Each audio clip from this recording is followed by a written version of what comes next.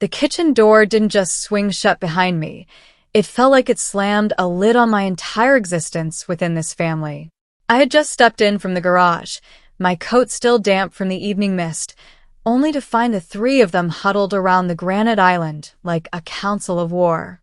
The atmosphere was thick with the scent of expensive roast beef and the sharp, clinical smell of the floor wax my mother insisted on. Before I could even put down my keys, the air shifted. Logan didn't even look up from his phone, his voice dropping into that smooth, condescending tone he used when he was about to deliver a killing blow.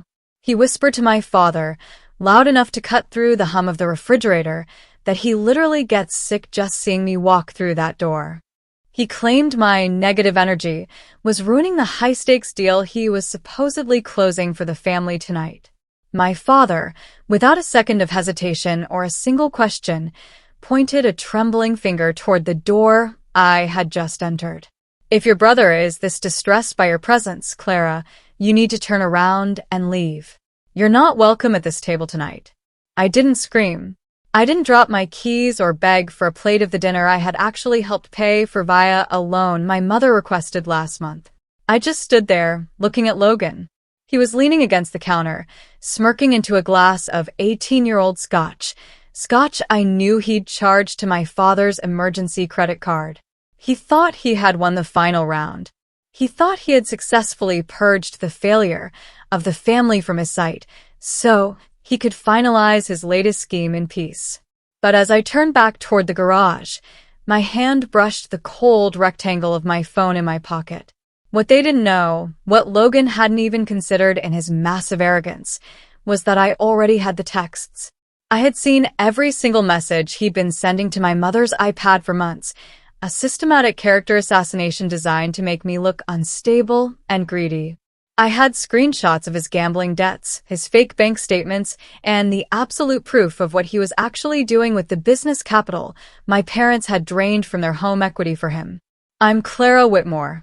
I'm 34 years old, and for the last decade, I've played the role of the struggling office worker while building a career they couldn't even imagine.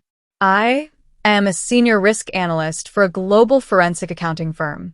To them, I'm just the daughter who works in an office and lives in a tiny city apartment. They see my silence as weakness and my lack of designer labels as poverty. Logan, on the other hand, is the star. He wears the tailored suits, drives the least European car, and talks about market disruption, while my parents nod as if he's a genius. Where are you watching from today? Let me know in the comments if you've ever been the black sheep while the golden child got away with everything. I sat in my car in the driveway, the engine idling quietly. I watched the silhouettes of my family through the kitchen window, moving around the island, laughing at something Logan said. They were about to enjoy a meal built on a foundation of absolute lies. I felt a surge of cold, focused energy. I wasn't going to disappear into the night.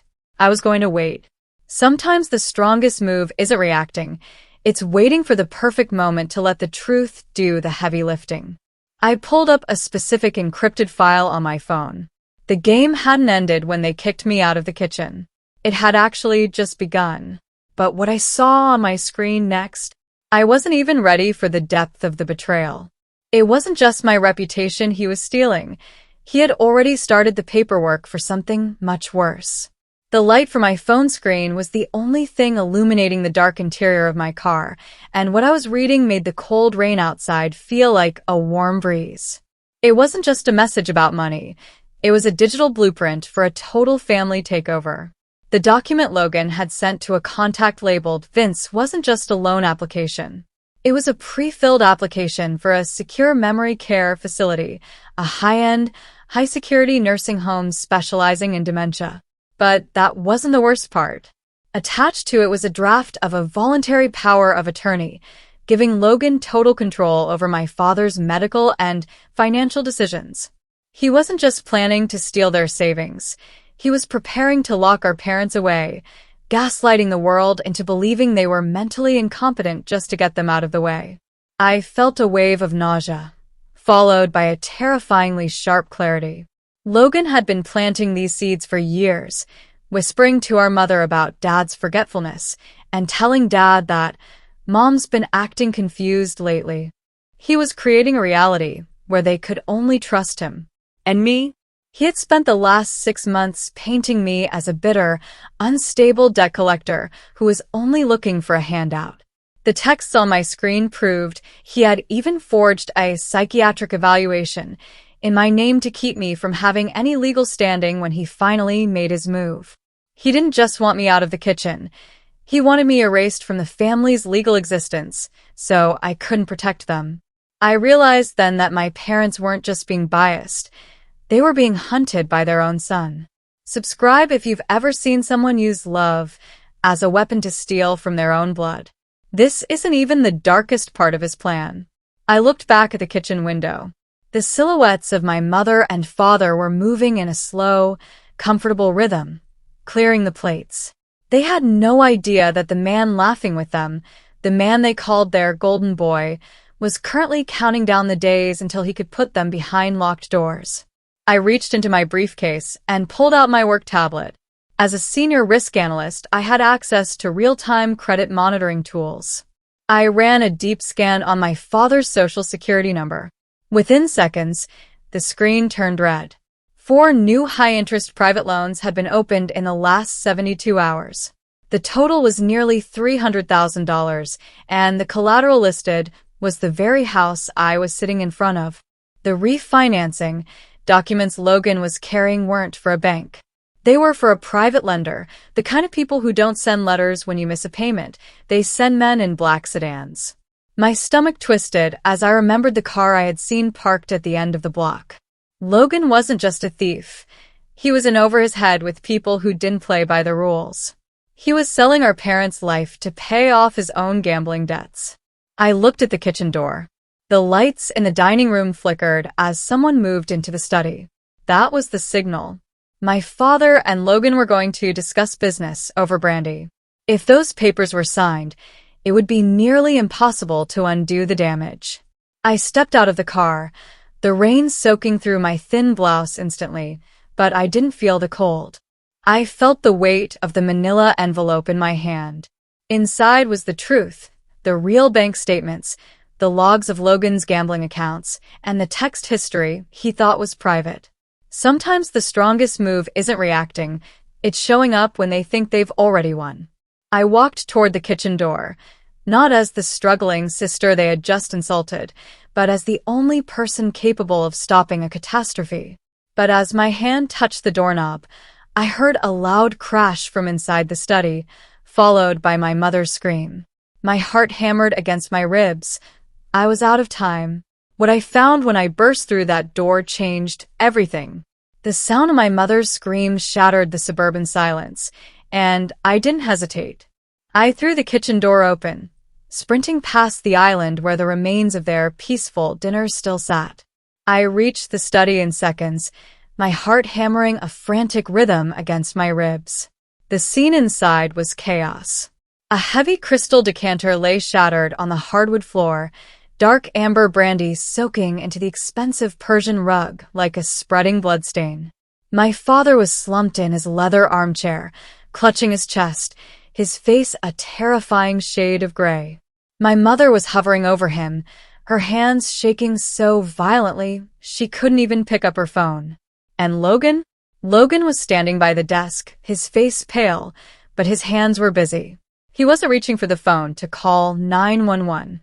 He was frantically shuffling papers, trying to slide a specific document under a stack of folders. Even in the middle of our father's medical emergency, his first instinct was to hide the evidence of his theft. He looked up at me as I burst in, and for a split second, I saw something in his eyes that wasn't fear for our father. It was pure, unfiltered resentment that I was there to witness this. "Clara, help him," my mother sobbed, her voice cracking. He just collapsed after Logan told him about the new investment structure. "Move, Logan," I commanded, my voice cold and sharp as a razor. I pushed past him, grabbing the phone from the desk. I dialed 911, giving the operator our address and my father's symptoms with a clinical precision that seemed to stun my mother. While I waited for the ambulance, I knelt beside my father, checking his pulse. It was thready and fast. Dad, look at me. Breathe. Help is coming. He was just so excited. Logan stammered, finally stepping away from the desk, trying to play the part of the concerned son. The news about the trust, it must have been too much for his heart. Shut up, Logan, I said, not even looking at him. I reached out and snatched the folder he had been trying to hide. He tried to grab it back, but I pivoted, shielding it with my body. You've done enough tonight. The paramedics arrived 10 minutes later, a blur of blue uniforms and heavy equipment. As they loaded my father onto a stretcher, my mother hovered nearby, clutching her coat. I'm going with him, she whispered. She looked at me, her eyes red-rimmed and full of a sudden, desperate guilt. Clara, I'm sorry about earlier. I shouldn't have. Go, Mom. Just go, I said, squeezing her hand. I watched them wheel him out, the flashing lights reflecting off the wet pavement of the driveway. But I didn't follow. I stayed in the study. I turned slowly to face Logan, who was currently trying to pour himself a fresh drink with trembling hands. The house was deathly quiet now, the only sound the ticking of the grandfather clock in the corner. You really are a piece of work, I said, tossing the manila envelope I had brought from the car onto the desk next to the papers I'd snatched from him. You were going to let him sign a power of attorney while he was having a heart attack? You were going to guide his hand while he was dying? I don't know what you're talking about. Logan spat, his arrogance returning now that the sirens had faded. That was a standard estate update. And you're still the same bitter loser, Clara. Coming in here, playing hero. You're still not getting a dime of this estate. That's the thing, Logan, I said, stepping closer until I could smell the expensive scotch on his breath. There is no estate. I ran the numbers. Between the Jersey debt and the private loans you took out in Dad's name this morning, this family is technically bankrupt. You didn't just steal their future. You sold it to people who are currently sitting in a black sedan at the end of the street. Logan's glass froze halfway to his lips. The color drained from his face, leaving him looking like a ghost of the man who had mocked me at dinner. How? How did you? I'm an analyst, Logan. I see what you try to hide, I said. And those men outside? They aren't waiting for a signature. They're waiting for the money you promised them by midnight. But what I found in your Vince thread, that's what's going to put you away for a long time. I picked up the document he'd tried to hide. It wasn't just a trust. It was a life insurance policy Logan had taken out on our father, one he'd forged the signature on only 3 days ago. But the beneficiary wasn't my mother. It was a shell company I had already traced back to a gambling portal in Macau. But as I opened the folder to show him, a heavy knock echoed from the front door, and it didn't sound like the police. The knock on the front door wasn't the polite rap of a neighbor or the official thud of the police. It was heavy, rhythmic, and carried the weight of someone who knew they were owed something. Logan's glass slipped from his hand, shattering on the floor next to the brandy stains. He looked at the door, then at me, his eyes wide with a primal sort of terror. The golden boy was gone, replaced by a man who realized his house of cards was being blown down by a gale. You need to hide me, Logan hissed, his voice cracking into a desperate whisper. Clara, please. Those are the guys from the Jersey firm. I told them the money would be ready tonight. I thought Dad would sign. I just needed more time. You mean you thought you'd have him in a memory care unit before they came to collect? I said, my voice remaining steady and cold. I didn't move toward the door. I stayed right where I was, leaning against the desk that held the evidence of his crimes. You didn't just gamble with your money, Logan. You gambled with our parents' lives. You used this house as collateral for a debt you knew you couldn't pay. The knocking came again, louder this time, followed by the sound of the front door handle being rattled. My mother's voice echoed from the hallway. She had forgotten her purse in the chaos of the ambulance departure and had doubled back in a neighbor's car. Logan? Clara? Is someone at the door? I can't find my keys. Don't open it, Mom. I shouted, but it was too late. I heard the click of the lock and the heavy creak of the door. I sprinted into the hallway just in time to see two men in dark overcoats stepping into the foyer. They weren't shouting. They didn't need to. Their presence alone turned the warm, suburban hallway into something cold and clinical. My mother was shrinking back against the wall, her face pale, looking at these strangers who had just invited themselves into her home. "We're looking for Logan Whitmore," the taller one said, his voice a low, gravelly drone. He didn't even look at my mother. His eyes were scanning the house, landing on me, then moving to the shadow of Logan hiding in the study doorway. "We have an agreement regarding a transfer of equity. We're here to witness the signatures." "There are no signatures," I said, stepping between the men and my mother. I felt her hand grab the back of my coat, her fingers trembling. "The owner of this property is currently in the ICU. Any documents signed tonight would be legally void due to medical incapacity. I suggest you leave before the police, who are already on their way for the medical emergency, arrive." The shorter man chuckled, a sound like dry leaves skittering on pavement. "We don't care about legally void, sweetheart.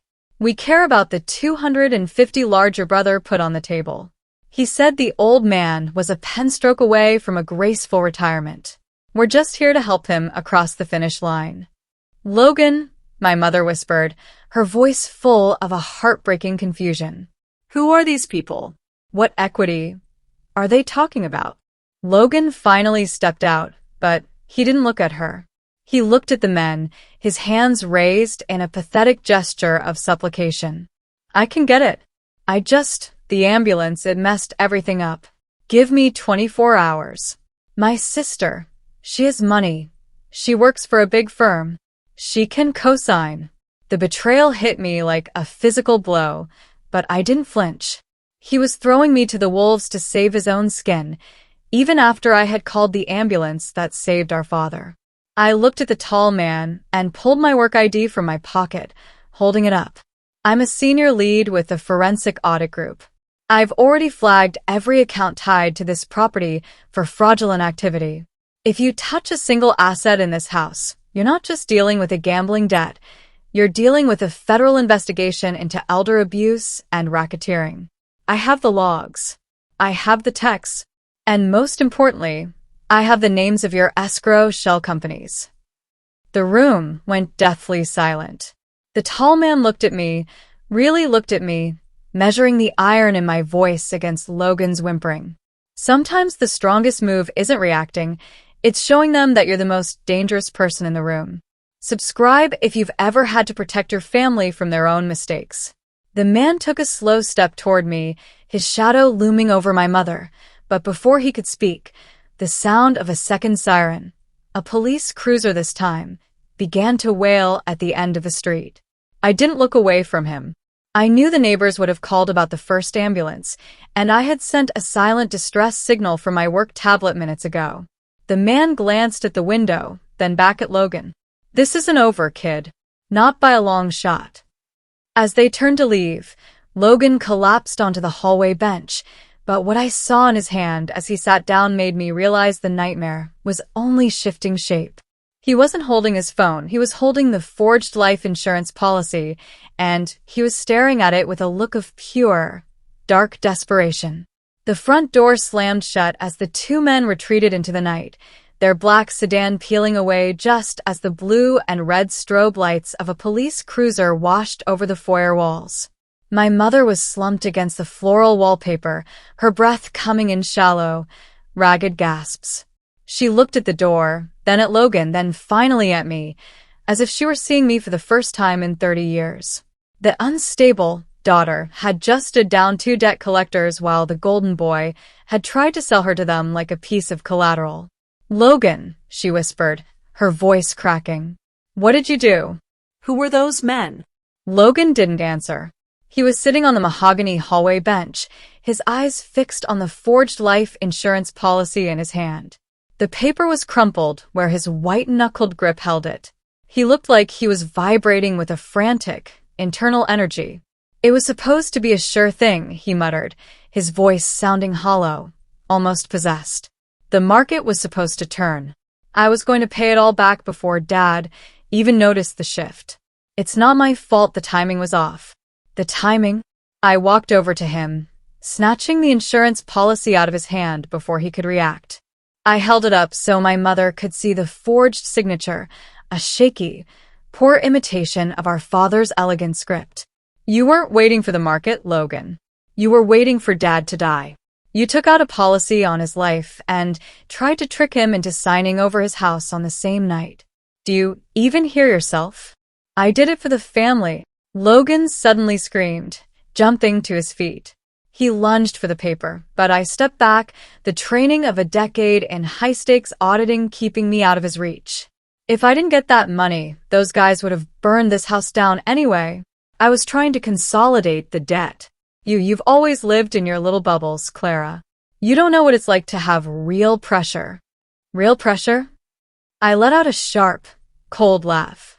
I've spent the last 5 years quietly monitoring your ventures because I saw the red flags when you bought that first Porsche with investor money that didn't exist. I've been working 60-hour weeks to build a reputation that actually means something, while you've been playing dress-up with Mom and Dad's retirement fund. You don't know the first thing about pressure. You only know how to hide. The police officers knocked on the door, a standard follow-up to the ambulance call. I watched Logan's face transform in an instant.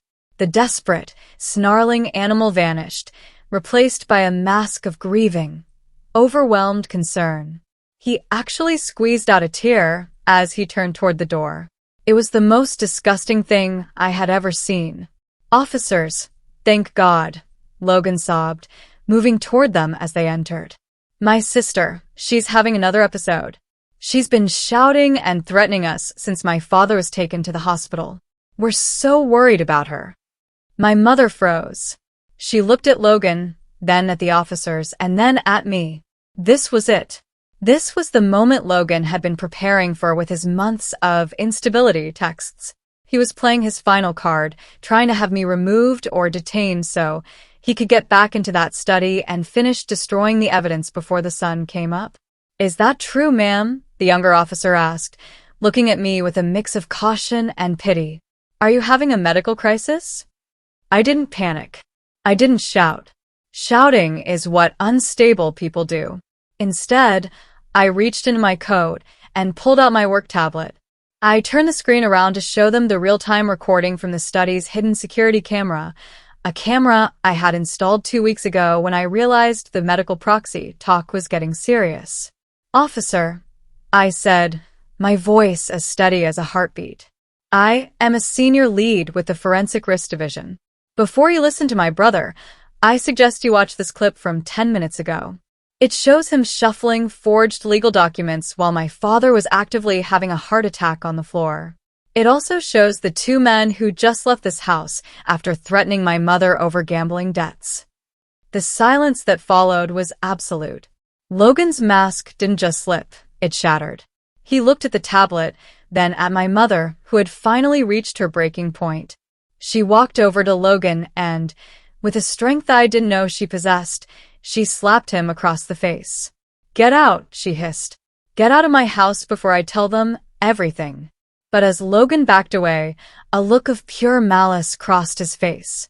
Fine, he sneered. But you might want to check the safe in the basement, Mom. I'm not the only one who's been keeping secrets. The air in the foyer turned frigid as Logan's sneer lingered, a jagged blade of a sentence left hanging in the air. The safe in the basement, he'd said, and the effect on my mother was instantaneous. The fire that had fueled her slap vanished, replaced by a hollow, haunting paleness. She didn't look at the police officers, and she didn't look at me. She stared at the basement door at the end of the hallway, as if a ghost were about to walk through it. Mom, I asked, stepping toward her. What is he talking about? Logan saw the hit land. Even with the police standing 3 feet away, his predatory instinct took over. He straightened his designer jacket, the golden boy mask replaced by something far more dangerous, a man who had decided that if he was going down, he was taking the whole ship with him. Ask her, Clara, he taunted, backing toward the front door under the watchful eyes of the officers. Ask our perfect, saintly mother what she's been signing for the last 5 years. Ask her why she was so desperate for my startups to succeed that she helped me bypass Dad's two-factor authentication on the corporate accounts. Logan, stop, my mother whispered, her voice barely audible over the hum of the rain outside. Is there a problem, ma'am? The older officer asked, his hand moving instinctively toward his belt. The situation was shifting from a domestic dispute into something much larger, and the police could smell the blood in the water. There's no problem, I said, my voice cutting through the tension. I turned to the officers, my professional mask firmly in place despite the roaring in my ears. My brother is making wild accusations to deflect from the evidence of his own fraud. I have the recordings of his threats and the forged documents right here. I'll be filing a formal report as soon as we check on my father at the hospital. The officers took Logan's statement, but with the video evidence I'd provided, they escorted him out of the house to cool off, promising to follow up in the morning.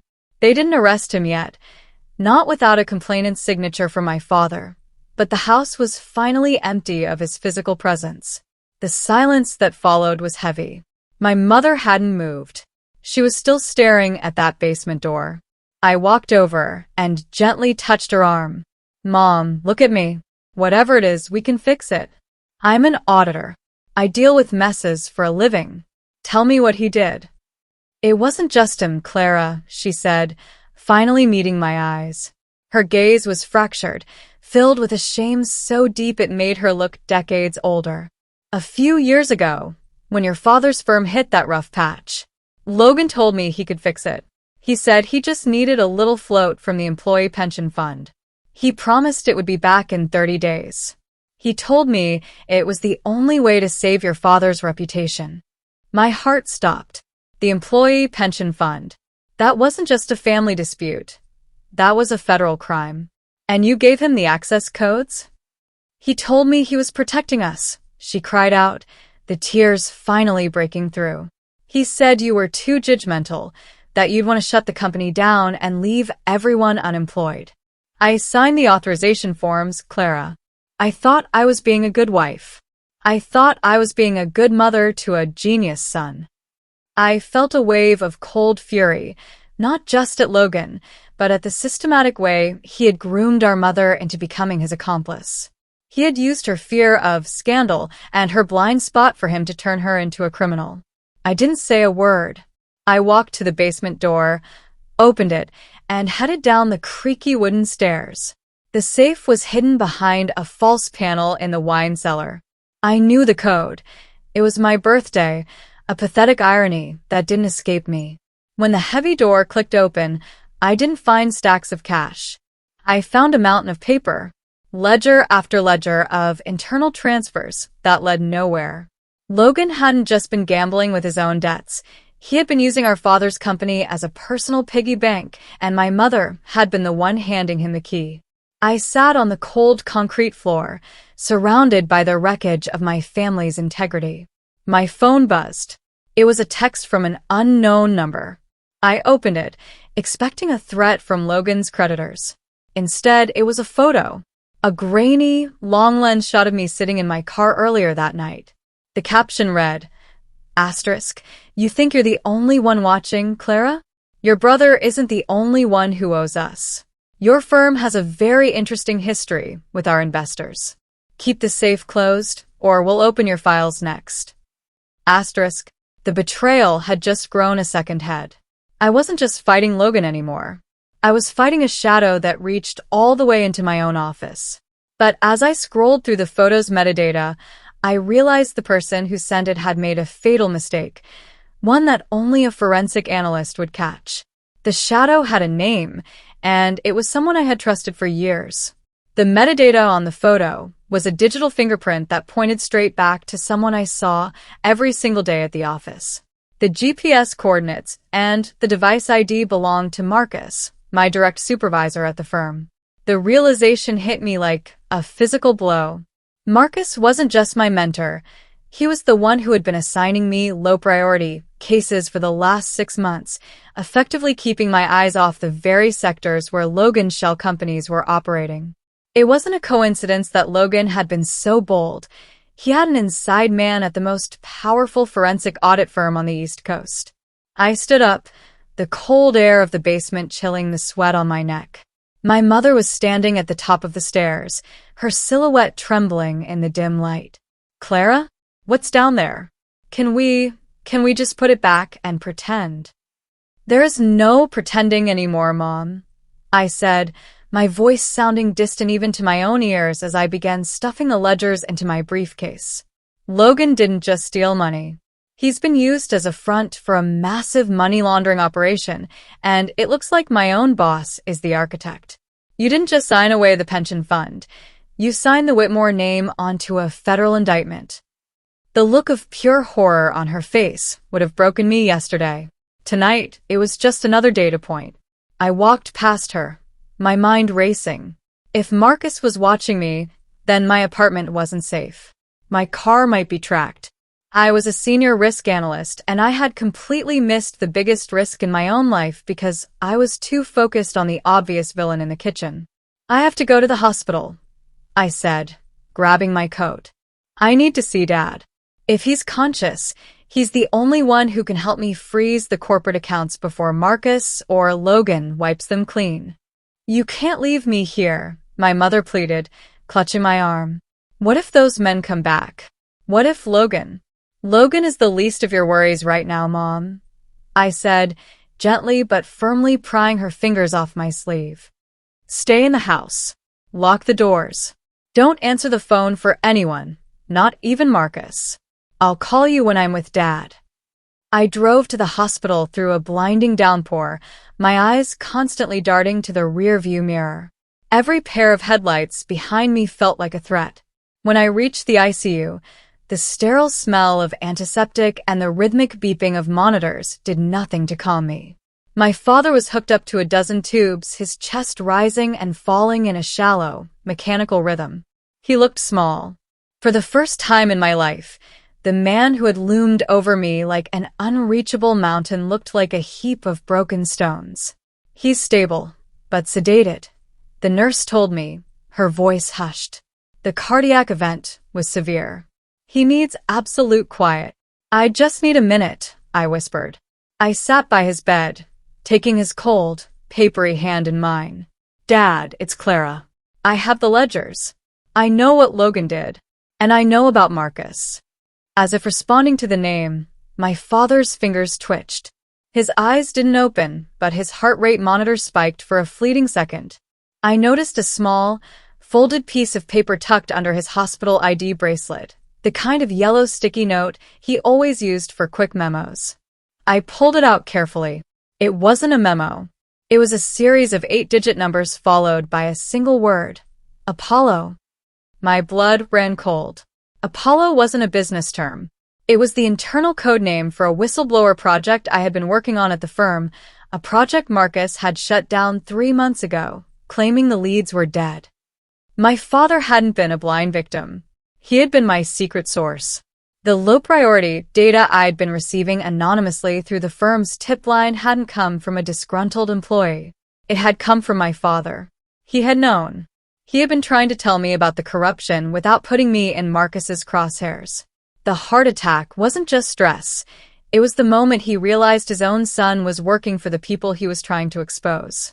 But as I stood up to call the one contact I knew at the FBI, my phone buzzed with an incoming FaceTime call from Logan. I answered it, and the image that appeared on the screen made the world tilt. He wasn't at a police station. He was standing in my apartment, holding my favorite coffee mug, with Marcus sitting on the sofa behind him. "Hey, sis," Logan said, his voice dripping with a terrifying, calm malice. "You really should be more careful with your spare keys. Marcus and I were just talking. We think it's time for a family meeting. Bring the ledgers, Clara. Or don't come back at all." The sight of Marcus, the man who had mentored me for 5 years, sitting on my velvet sofa, as if he owned it, sent a jolt of ice through my veins. He wasn't wearing his usual corporate tie. He looked relaxed, sipping a drink while my brother held the phone. My apartment, my sanctuary, had been violated. Every secret I kept there, every personal file, was now under their boots. You look surprised, Clara, Marcus said, his voice coming through the speaker with that same calm, authoritative tone he used during performance reviews. Did you really think I wouldn't notice you poking around the Apollo files? I'm disappointed. You were my best analyst. I thought you were smart enough to know when to stop digging. I was smart enough to keep the original ledgers out of that apartment, Marcus, I said, my voice vibrating with a cold, controlled fury. I was standing in the hospital corridor, the antiseptic smell now feeling like a cage. I know about the money laundering. I know Logan is just your errand boy. And I know my father was the whistleblower. Logan's face twitched on the screen, a flicker of genuine shock crossing his features before he masked it with a sneer. The old man? He doesn't have the spine for it. He's spent his whole life trying to keep up appearances. That's why he's in that bed, because he couldn't handle the reality of how the world actually works. He's in that bed because you tried to kill him with a pen stroke, Logan, I spat. I looked directly at Marcus. What's the play here? You kill me in my own apartment? That's a bit messy for a man who prides himself on clean audits, don't you think? Marcus leaned forward, his eyes narrowing. I don't want a mess, Clara. I want the ledgers you took from the basement safe. Those are the only physical copies left that link my offshore accounts to the Whitmore pension fund. Bring them to the office. Now. If you call the police, Logan tells his friends in the black sedan that the debt is now your mother's personal responsibility. I believe they're still parked outside your childhood home, aren't they? The threat hit home. My mother was alone in that house, thinking the danger had passed when the police escorted Logan out. I had underestimated the reach of Marcus's network. He wasn't just a corrupt auditor. He was the bridge between the corporate world and the shadows Logan had been playing in. I'm coming, I said, my mind already calculating the variables. But I want to speak to my mother first. I want to know she's safe. She's fine for now, Logan said, his voice dripping with a sickening glee. But the clock is ticking, sis. Don't be late. We'd hate for Marcus to lose his patience. The call ended, leaving me in the silence of the ICU. I looked at my father, his face still pale under the oxygen mask. I reached down and took the yellow sticky note, the Apollo note, and tucked it into my shoe. It was the only piece of evidence they didn't know I had. I didn't call the police. Not yet. Marcus had friends in the local department. I'd seen him golfing with the commissioner. If I went to them, the evidence would disappear before it hit a desk. I needed someone higher. I needed someone who didn't care about local politics. I walked to the hospital's private lounge and opened my briefcase. I didn't have much time, but I had enough. I pulled out my laptop and initiated a remote wipe of my apartment's local drive. Anything they were looking at right now was about to turn into digital dust. Then, I accessed a hidden partition on my cloud server. I didn't just have the ledgers. I had the Apollo 8 sequence, the final piece of the puzzle my father had been trying to send me. It wasn't just a list of names. It was a scheduled, automated transmission. If I didn't enter a specific code every 6 hours, the entire cache of Marcus's crimes would be sent to the Department of Justice and every major news outlet in the country. I set the timer for 4 hours. I walked out of the hospital, the rain still pouring down, soaking my clothes in seconds. I felt a strange sense of peace. For years, I had played the role of the struggling daughter, the quiet observer. Tonight, that role was officially retired. As I pulled my SUV out of the hospital parking lot, I noticed a set of headlights pull out behind me. They weren't hiding anymore.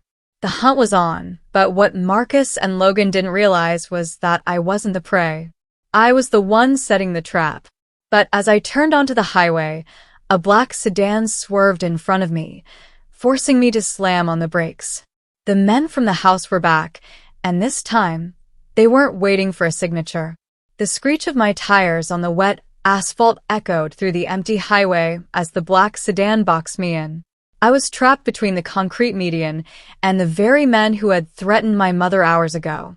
The driver's side door of the sedan opened, and the tall man with the gravelly voice stepped out, ignoring the torrential rain. He didn't have a weapon drawn, but his hand was inside his heavy overcoat, and his eyes were fixed on my briefcase in the passenger seat. "The boss says you're making a delivery to the office," he shouted over the wind. "We're here to make sure you don't take any detours. Move to the back seat, Clara. One of my guys is going to drive your car." "I don't think so," I said, my hand hovering over the gear shift. My heart was racing, but my mind was doing what it was trained to do: analyze the leverage. If I'm not at that office in 20 minutes with my pulse at a normal rate, the Apollo sequence triggers. Do you know what that is? It's the reason Marcus is so desperate. It's the digital equivalent of a nuclear bomb, and I'm the only one with a kill switch. The man paused, his brow furrowing. He wasn't a tech guy, he was muscle. But he knew Marcus, and he knew Marcus was terrified of something. Marcus didn't mention any sequence. He just said to bring you in. "Because Marcus doesn't want you to know how much trouble he's actually in," I said, leaning out the window, the rain stinging my eyes. "He's using you as a shield. When that file goes public, the FBI won't just come for the auditors, they'll come for the investors too. You're being set up to take the fall for a massive federal racketeering charge." For a split second, I saw the hesitation in his eyes. It was the crack in the foundation I needed. "Check your phone," I added. "I just sent a teaser of the file to the burner number Logan used to contact you. See for yourself who's listed as the primary suspect in the Jersey money laundering ring. Hint: it's not Marcus." The man reached into his pocket and pulled out a phone. I had used my work tablet's override to blast a redacted version of the ledger, the one Logan had altered to make it look like the collectors were the masterminds, to every number in Logan's recent history. I watched his face turn from professional coldness to a dark, simmering rage as he read the forged entries Logan had created to save himself. "That little rat," he hissed. He looked back at his partner in the car, then at me. "He didn't tell me to get in the back." He stepped aside. "Follow us. If you're lying, I'll kill you myself. But if that kid tried to pin this on us, Marcus isn't the only one who's going to have a bad night." The drive to my firm's headquarters was a blur of high-speed turns and adrenaline. I followed the black sedan, my mind already on the next phase. Marcus and Logan were waiting for me in the executive boardroom on the 42nd floor, thinking they had the upper hand because they held my apartment and my mother's safety over me. They didn't know I had just turned their muscle against them. As we pulled into the underground parking garage, the tall man walked over to my window. "Go up. We'll be right behind you, but out of sight. Make him admit it, Clara. Make that golden boy admit he sold us out." I took a deep breath, grabbed my briefcase, and headed for the elevators. The building was empty at this hour, the polished marble floors echoing every step like a countdown. When the elevator doors opened on the 42nd floor, the lights were dimmed, except for the glass-walled boardroom at the end of the hall. I walked in to find Logan sitting in my father's old style of confidence, his feet up on the conference table. Marcus was standing by the window, looking out at the city he thought he owned. My favorite mug was sitting on the table, a cold ring of coffee staining the mahogany. "You're late," Logan said, his voice echoing in the vast room. "Where are the ledgers? And don't give us that look, Clara. You brought this on yourself by being a hero." "I brought the truth, Logan," I said, dropping the briefcase on the table with a heavy thud. I looked at Marcus. "The Apollo sequence is on a 4-hour timer. It's been 60 minutes. You have 3 hours to convince me why I shouldn't let it fly." Marcus turned around, a thin, patronizing smile on his face. "You're bluffing. You wouldn't destroy your family's name just to spite me." "It's not about spite, Marcus," I said, opening the briefcase to reveal not just the ledgers, but the yellow sticky note from the hospital. "It's about the fact that my father was the one who built the Apollo file. He was the one who chose the truth over the name. And unlike you, I actually listened to my father." The smile on Marcus's face vanished, but it was Logan who moved first. He lunged for the briefcase, but before his fingers could touch the leather, the boardroom doors swung open. The tall man from the highway stepped in, his face a mask of cold fury. "Hey, Logan," he said, his voice a low growl that made the glass walls vibrate. "We need to talk about those Jersey entries you wrote." The look of pure, unadulterated terror that crossed Logan's face was the most beautiful thing I had ever seen. The golden boy finally realized he wasn't the smartest person in the room. He was just the most exposed. But as the tall man stepped toward the table, the building's fire alarm began to wail, and the lights cut to emergency red. Marcus wasn't looking at the muscle. He was looking at his watch, and his smile was coming back. "Did you really think I only had one exit strategy, Clara?"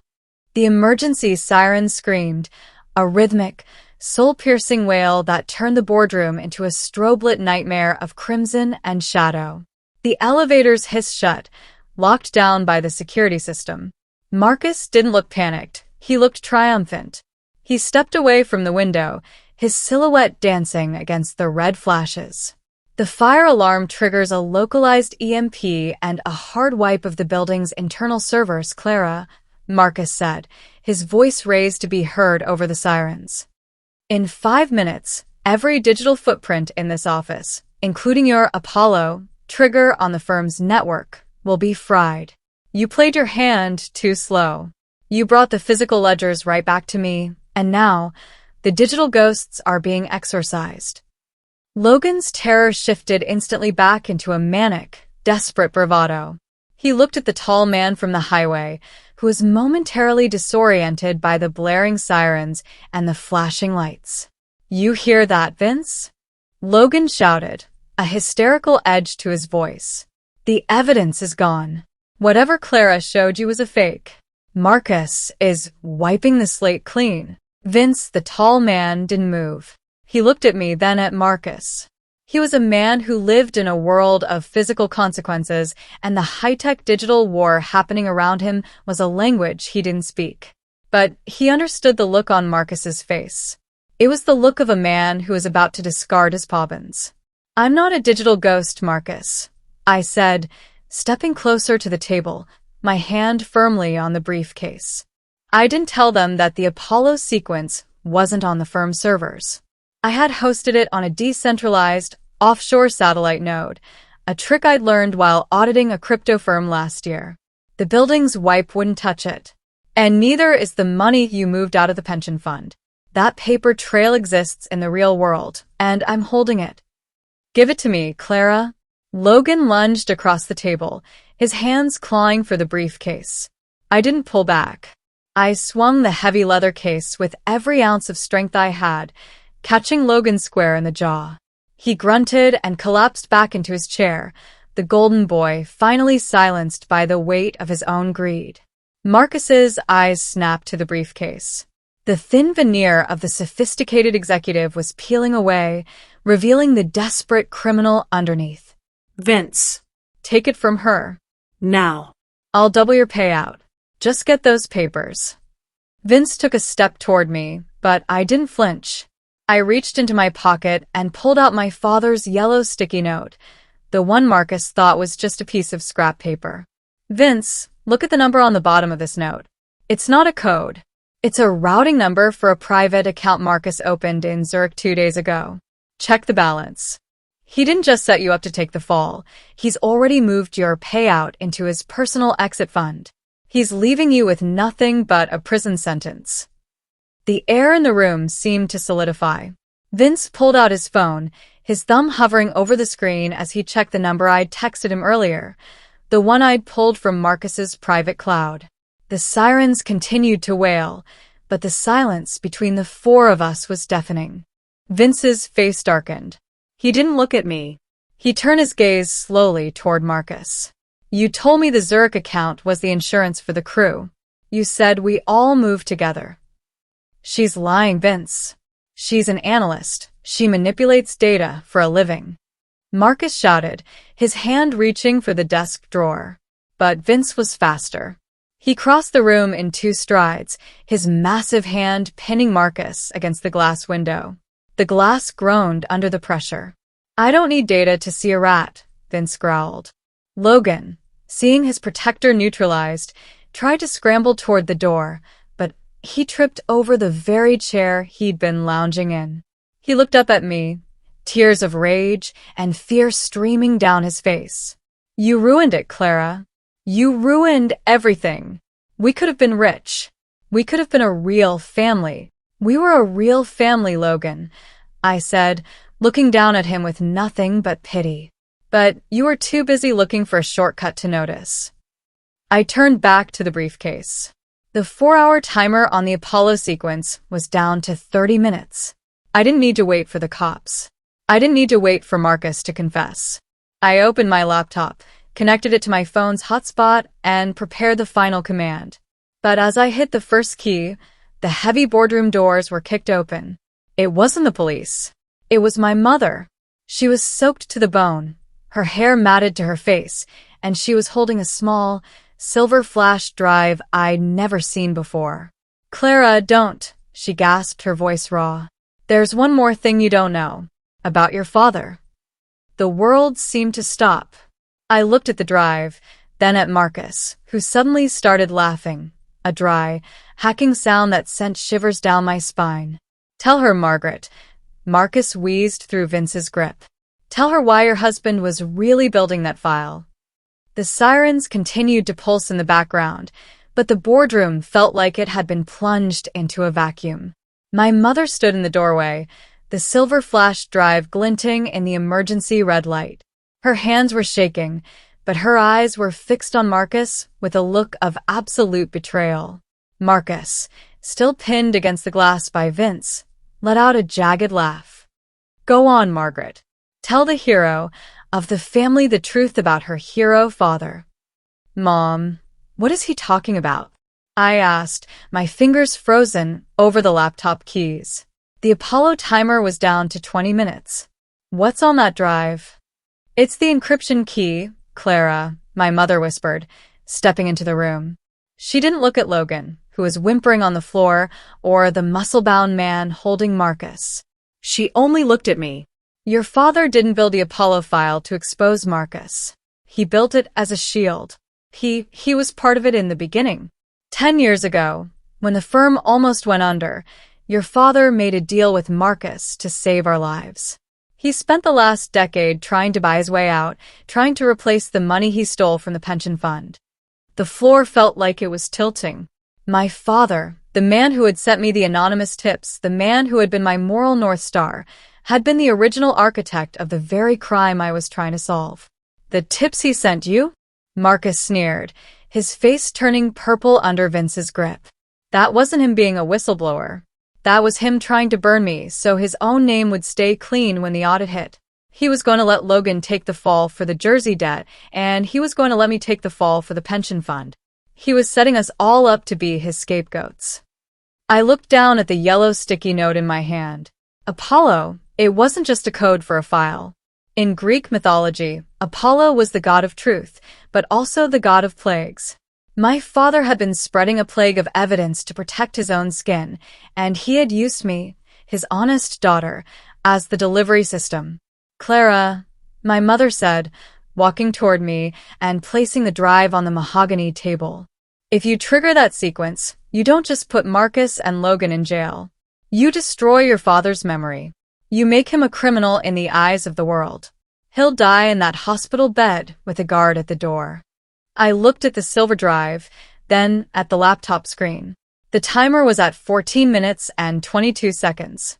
If I did nothing, the building wipe would finish, and Marcus would walk away with his Zurich millions. If I triggered the sequence, I would burn everything, the guilty, the innocent, and the memory of the man I loved. Logan crawled toward the table, reaching for my hand. Clara, listen to Mom. We can bury it. We can take Marcus's money, pay off the debts, and Dad can die a hero. We can go back to being a family. Please. I looked at Logan's desperate face, then at Marcus's arrogant smirk, and finally at my mother's pleading eyes. They were all asking me to do the same thing.